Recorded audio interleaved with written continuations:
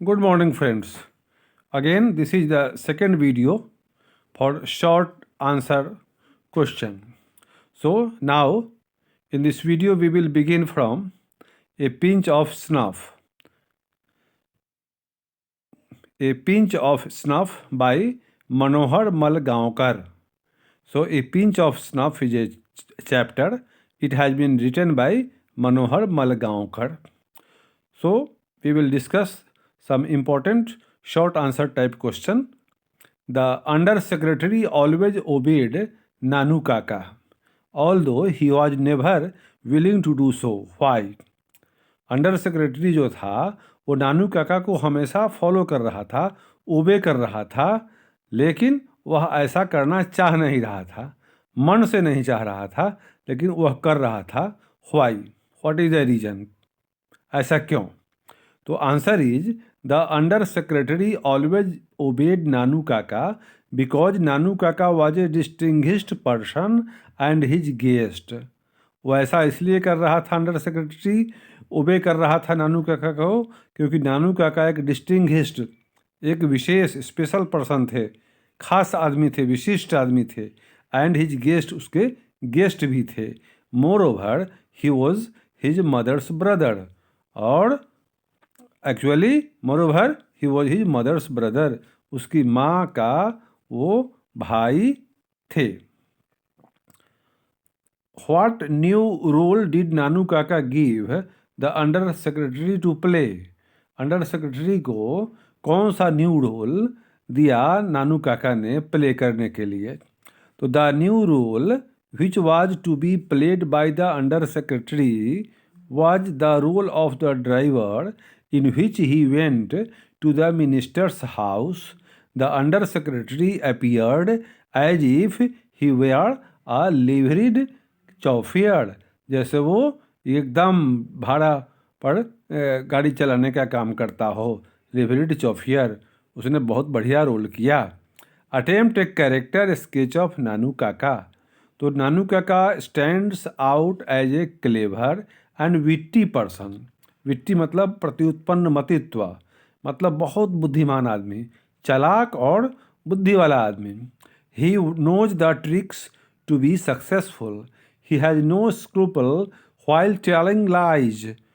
झूठ बोलने के समय उनके चेहरे पर कोई भाव नहीं आता है, मतलब कोई उनको पता नहीं कर सकता है कि वो झूठ बोलते हैं. I like him because such men only succeed in this world. He has got all the qualities which a crafty and cunning fellow must have. एक क्राफ्टी एंड कर्निंग फेलो में होना चाहिए, सारा क्वालिटी उनमें था. He knows handling of a situation. He is tactful and fit for this cliquish world. इस धूर्त संसार के लिए वो एकदम सही आदमी थे. हाउ डिड नानू काका इम्प्रेस सोहनलाल रतिराम? सोहनलाल रतिराम को नानू काका ने कैसे इम्प्रेस किया? नानू काका स्टार्टेड टॉकिंग बिग. बड़ी बड़ी बातें करने लगे, डींगे हाँकने लगे. टॉकिंग बिग मतलब डींग हाँकना. ही एग्जैजरेटेड, वो बढ़ा चढ़ा कर बोले. About him foreign tours, about his foreign tours and his contact with big guns. बड़े लोगों से संपर्क. Then he talked about Hazrat Barkat Ali, the ambassador, in such A tone as if they were best friends. As a result of it, Sohanlal came under his influence. इस तरह से style मारे कि वो सोहनलाल उनके प्रभाव में आ गया. In what dress did the author go to the minister along with Nanu Kaka? The author firstly managed to get an enormous outlandish car to drive to the minister's office. Secondly, he got to under secretary dressed in his Jodhpur coat and turban, and lastly he dressed and sat on the car in a manner that he looked a hereditary pandit from a princely state. Princely state के पंडित के तौर पर उन्होंने पूरा behave किया, ऐसा pose बनाया। How did the under secretary change his appearance to accompany Nanu Kaka? Nanu काका का साथ देने के लिए अंडर सेक्रेटरी ने अपना ड्रेस कैसे चेंज किया? The under secretary changed in the Jodhpur coat. उसने जोधपुर वाला कोट पहना and tied a huge orange turban, और बहुत बड़ी एक पगड़ी बांधी on his head rather than wearing tie and collar. Tie वाला पैंट शर्ट पहनने से की जगह पर उसने वो जोधपुर कोट पहना और बड़ी सी पगड़ी माथे पर बांध ली। Have a dream, Martin Luther King. Now this chapter, I have a dream by Martin Luther King junior. तो Martin Luther King junior is here the writer और स्पीकर, यू में से this is the speech made by delivered by Martin Luther King Jr.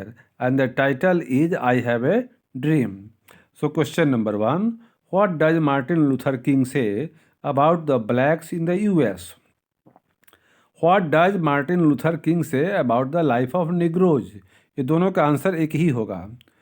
In the piece I Have a Dream, Martin Luther King Jr. says that the life of Negroes is unfortunately suppressed by the evil of racial segregation and discrimination. What does Martin Luther urge his people to do?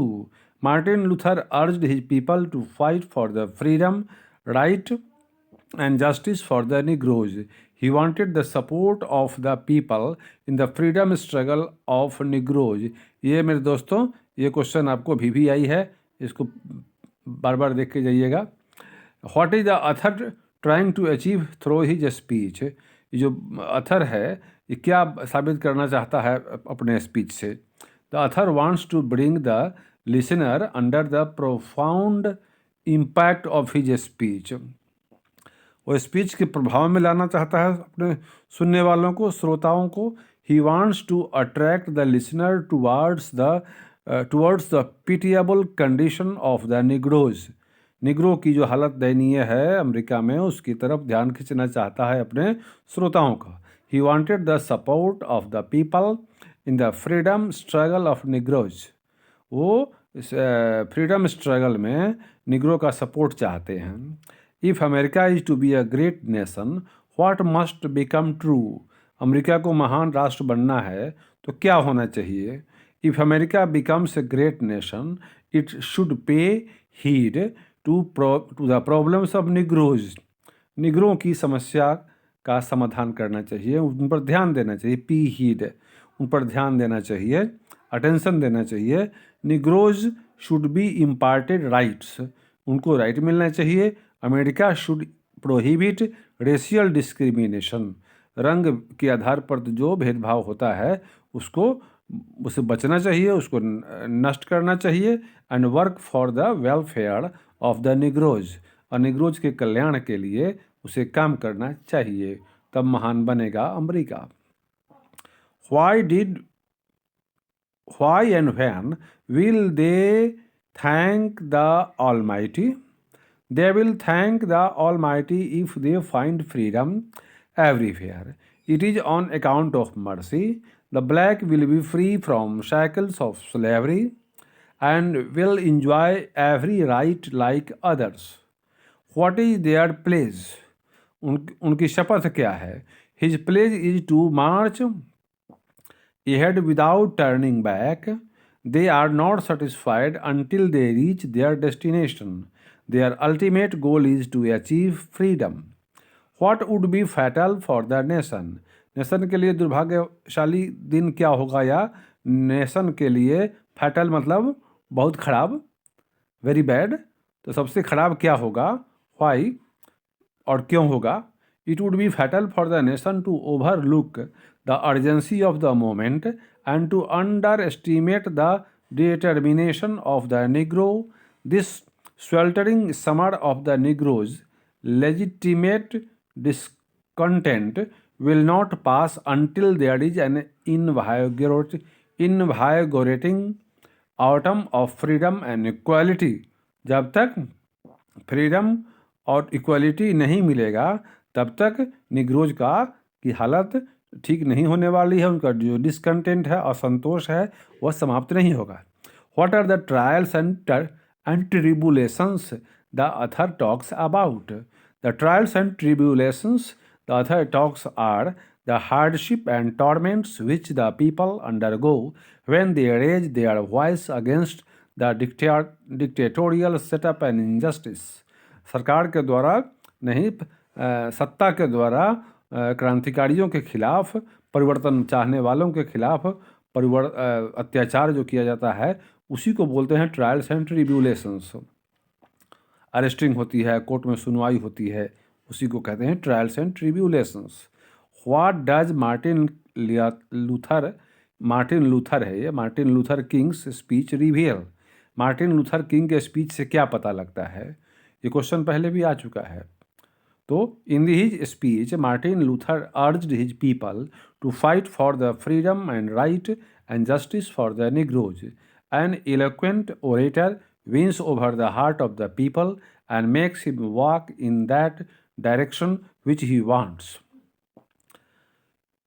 Ideas that have helped mankind, Bertrand Russell. ये Bertrand Russell का लिखा हुआ है आपको, ideas that have helped mankind. ठीक है, तो ये what is our attitude towards those outside our herd? हमसे जो हट के लोग होते हैं उनके प्रति हमारा एटीट्यूड कैसा होता है? Our attitude towards outside our herd is not positive. Our emotions are as ferocious as those of any animal, and our intelligence enables us to give them a scope which is denied to even the most savage beast. हमारा बाहरी लोगों के साथ अपने से हट के, अपने समूह से हट के जो लोग मिलते हैं उनके साथ हमारा बिहेवियर अच्छा नहीं होता है, ये कहने का मतलब है। How are human beings different from animals? Explain. Animal से अलग कैसा है, आदमी कैसे है? First, at one time men were small in number. They were no better than animals. शुरू में इंसान जानवरों से बेहतर नहीं थे, उनकी संख्या कम थी। With passage of time, the intelligence of man has made them less like animals. बुद्धि ज़्यादा होने के कारण एनिमल से वो थोड़ा सॉफ्ट हो गए। They have acquired more skills, उनमें कुशलताएँ आई। They have become more impulsive. In this way they were different from animals. How has the civilization helped us? Discussed. Many ideas have helped mankind to progress. Civilization has played a vital role in changing the condition of mankind.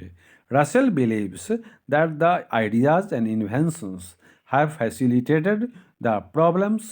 They have only made man superior to animals. With the passage of time, the prehistoric man changed into the cultured class. They invented many things and their behavior changed accordingly. On this way, civilization has helped us. Has civilization taught us to be more friendly towards one another? Civilization has taught us to be more friendly towards one another. Okay? What new role did नानू काका give the under secretary to play? ये आपको हो चुका है।